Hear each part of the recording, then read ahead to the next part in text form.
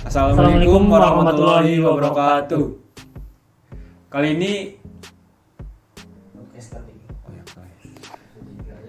ini kita masih bersama kami di podcast Pasgarda yang episode ketiga. Dan tamunya pun masih sama, yaitu Bang Fauzi.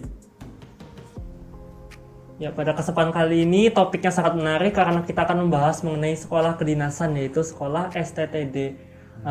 Bang Fauzi sendiri merupakan bagian dari STTD. Jadi kita akan membahas seputar STTD pada kesempatan kali ini. Ya, mungkin langsung saja kita mulai.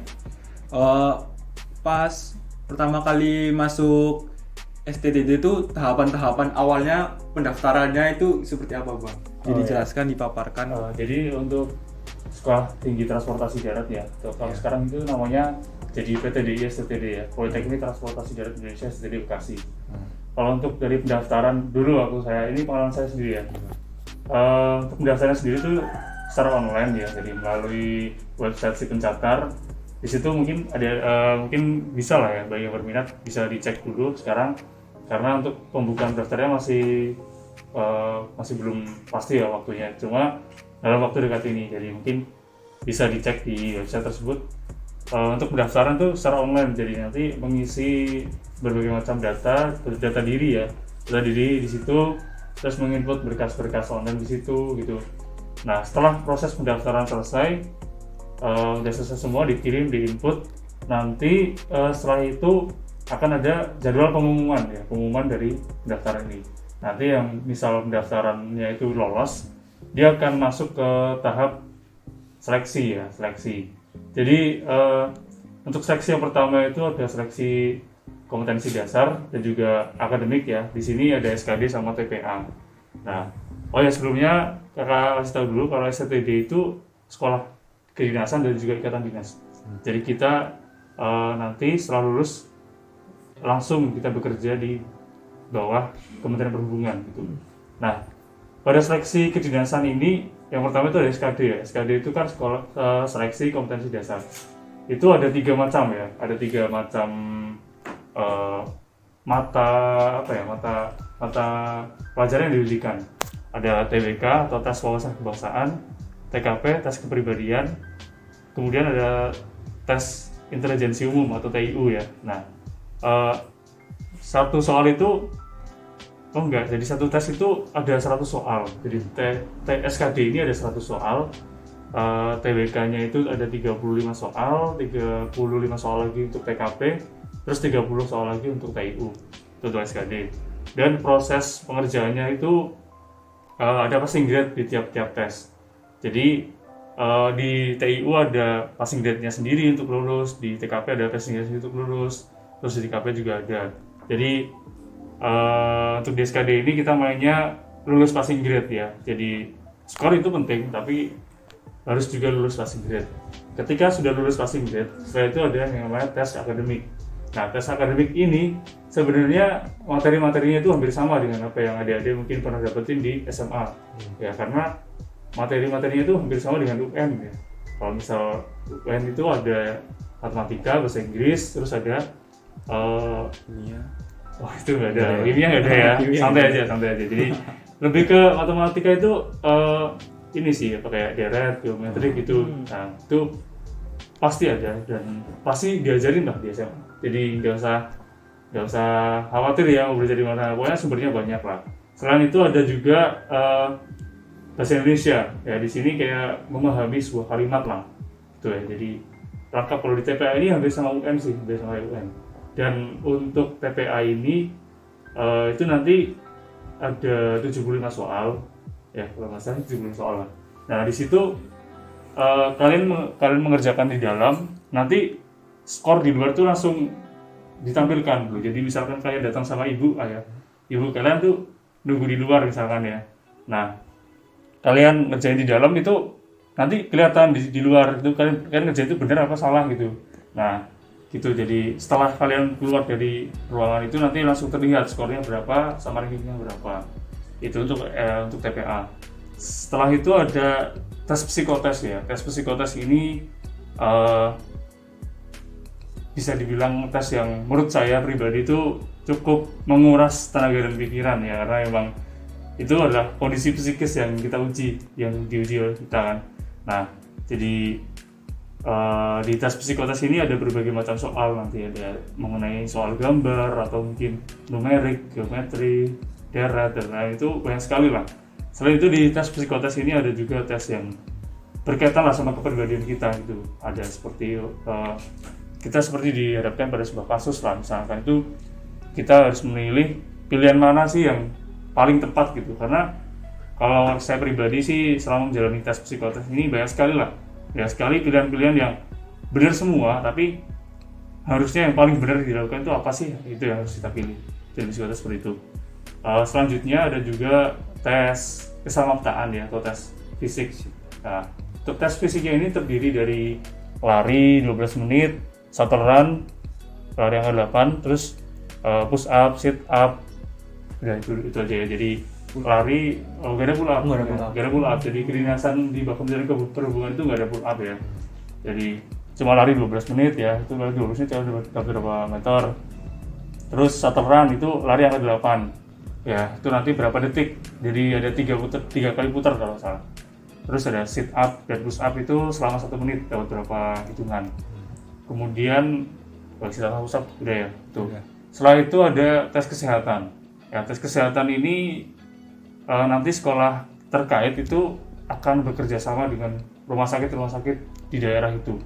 Jadi pelaksanaan tes ini itu gak dilaksanakan, ada yang dilaksanakan di kampusnya buat tes itu ada. Tapi kalau pengalaman saya dulu waktu di Tegal ya, saya seleksi di Tegal itu di PKTJ Tegal, saya seleksinya di rumah sakit tentara. Jadi saya lupa nama daerahnya sih, intinya di daerah situ lah, RST di daerah Tegal.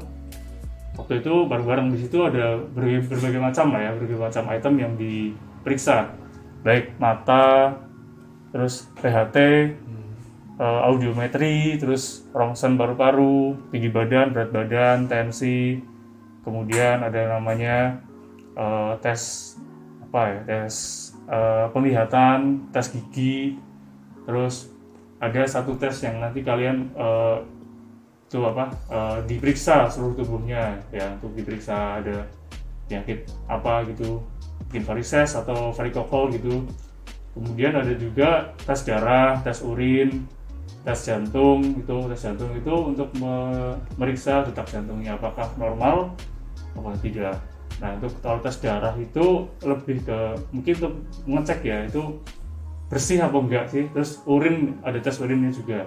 Jadi banyak, kalau item kesehatan itu banyak sekali. Jadi dan setelah itu ada tes wawancara ya. Tes wawancara itu dilaksanakan di sekolah kedinasannya atau tempat kita tes ya.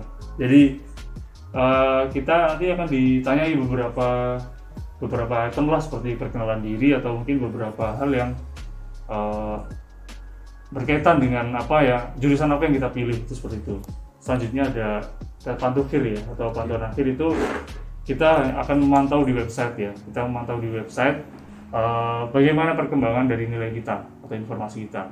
Nah, setelah nanti ada jadwal pengumuman keluar, nah itu nanti kita lihat di situ pengumumannya.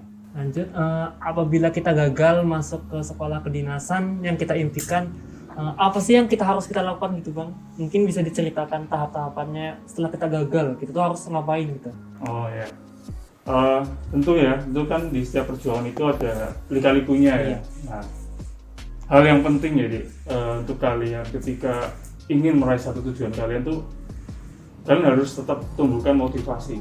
Kenapa? Karena jika bukan dari diri kalian yang menumbuhkan motivasi itu, mau siapa lagi kan? Nah itu. Selanjutnya, orang-orang yang ingin kalian banggakan dan juga bahagiakan ya, orang tua kalian tentunya kan, atau mungkin ada orang lain lah ya, itu pribadi kan. Jadi kalau saya pribadi itu dulu pernah waktu di tahunnya saya itu ada yang namanya seleksi SKD itu kan. Jadi di SKD itu kan pakai sistem passing grade tadi kan. Nah, saya di TKP itu kurang dua angka. Jadi passing grade-nya 143, tapi saya dapatnya 141. Nah, otomatis kan yang keluar di situ maaf Anda tidak memenuhi passing grade gitu kan. Nah saya pulang dengan hati yang sedih lah, kecewa gitu kan. Dan waktu itu saya nggak ikut SBM sama sekali, jadi saya cuma daftar kedinasan aja. Nah setelah sampai di rumah ternyata memang soal SKD tahun saya itu dibuat code semua, jadi dari passing grade-nya udah ditinggikan, terus soalnya code semua, dan ya akhirnya sedikit yang bisa untuk lulus di passing grade itu. Nah maka dari itu dibuatlah sistem cadangan. Jadi untuk 5.000 orang teratas yang memiliki nilai yang bagus itu masuk ke dalam cadangan. Itu menjadi suatu motivasi juga buat saya, karena sebelumnya kan saya ngerasa aduh gimana ya, kurang 2 ya merasa kecewa. Itu hal yang wajar sih menurut saya, karena memang manusia itu kan berproses ya, dan proses itu nggak hanya sesuatu yang menyenangkan saja, dan justru dari sesuatu yang menyedihkan atau membuat hati sakit itu muncul pembelajaran di situ. Saya merasa kecewa, tapi saya coba buat tenang aja lah, pasti ada jalan. Tuh akhirnya tadi ada cadangan, saya masuk, ya itu jadi motivasi buat saya ya, pokoknya lakukan yang terbaik karena kamu sudah diberikan kesempatan gitu. Karena ini orang-orang yang pantang untuk menyerah itu pasti akan diberikan kesempatan. Mau dia mencoba terus gagal terus, tapi asalkan dia punya semangat, kesempatan pasti akan muncul. Tapi bagaimana cara kita mengolah kesempatan kedua atau ketiga itu? Karena ketika kita dikasih kesempatan tapi kita nggak bisa belajar, nah itu yang salah itu dari diri kita sendiri, ya. Karena memang Tuhan itu memberikan jalan untuk orang atau ciptanya itu ya jalan yang terbaik. Kalau misal belum menemui jalan yang terbaik, berarti jalanmu belum selesai. Itu aja. Terus kalau misalkan kamu masih berputar-putar di jalan itu, berarti ada yang salah dengan kendaraan atau diri kamu sendiri yang harus dibenahi gitu. Kalau saya gitu ya, jadi setelah saya dapat kesempatan itu, saya usahakan dengan baik, saya seleksi dengan sungguh-sungguh ya, selesaikan dengan baik lah. Pokoknya itu jadi semangat saya buat melanjutkan ke tes-tes selanjutnya, dan alhamdulillah sampai di Manukir saya lolos. Untuk persiapan Abang untuk pendaftaran sebagai siswa STTD itu berapa lama Bang? Dan bagaimana cara persiapannya Abang untuk mendaftar STTD tersebut? Tentu ya, kalau di STTD tadi kan sudah saya singgungkan ya beberapa tes-tesnya yang harus dijalani. Tentu ada persiapan-persiapan yang harus kita lakukan. Ya kalau dulu waktu persiapan itu kan masih kelas 12 kan, masih sekolah dan juga masih mau menghadapi ujian nasional, ada USBN dan lain-lain ya. Nah tentu kita buat planning dulu ya. Jadi ketika kita mau mencapai tujuan, kita buat planning. Kita uraikan apa aja sih yang harus kita kerjain gitu kan. Misal saya udah STTD itu kan, tesnya apa aja sih gitu. Tesnya apa aja saya data, saya urain, pokoknya diperinci lah gitu. Jadi itu nanti kalian bisa manajemen waktunya aja. Jadi misal hari Senin sampai Minggu ya, itu kan waktu sekolah itu dari jam 7 sampai jam 3 misalkan. Waktu kelas 12 kan kita udah nggak ada kegiatan-kegiatan organisasi kan, udah kita tinggal fokus ke ujian nasional dan juga persiapan-persiapan yang lain. Nah ya dari jam itu kita lihat kira-kira setelah asar ini kita mau belajar apa dulu gitu. Jadi misalkan tadi ada SKD kan, SKD itu ada yang namanya TIU, TBK sama TKP. Nah, setelah asar ini kita coba latihan TKP lah, di habis sekolah ini ya, habis sekolah kita latihan TKP berapa soal gitu. Terus habis itu mungkin kita mau jogging ya. Nah, kalau misalnya saya sih persiapannya kan tadi ada yang fisik dan juga ada yang secara akademik ya. Kalau akademik itu persiapannya saya ya tadi buat jadwal itu. Jadi cara kita, ya pintar-pintar kita lah ya, masukin kesibukan belajar ini di waktu-waktu luang kita gitu loh. Karena kalau kita nggak nyempetin ya kita nggak bakal bisa belajar kalau kita nggak nyempetin dari diri kita sendiri gitu. Karena memang kan halangannya siswa tingkat akhir mungkin karena udah tinggal mikirin ujian nasional ya, jadi ya pengen main-main gitu kan, terus ya ibaratnya udah lepas dari kegiatan organisasi kan, jadi banyak waktu luangnya kan, itu kayak jadi ya tantangan buat siswa tingkat akhir lah gitu. Jadi gimana cara kita pintar-pintar masukin kesempatan buat belajar gitu. Terus kalau buat fisik itu fisik sama kesehatan ya, itu jangka panjang. Jadi harus kalian jaga, kalian latih juga, kalian periksa dari jauh-jauh hari lah. Contoh kayak misal fisik tuh kayak lari gitu kan. Nah itu kan jogging, itu kalian rutinin aja 2 hari sekali atau seminggu 3 kali, 4 kali gitu kan. Kalian rutinin aja.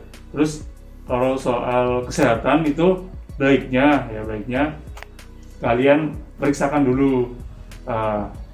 Alangkah baiknya sih kalau misal kalian di kelas 11 atau kelas 10 lah, kalian udah periksa kondisi badan kalian tuh isinya seperti apa gitu kan. Kita nggak tahu kan di dalam kita tuh seperti apa kan.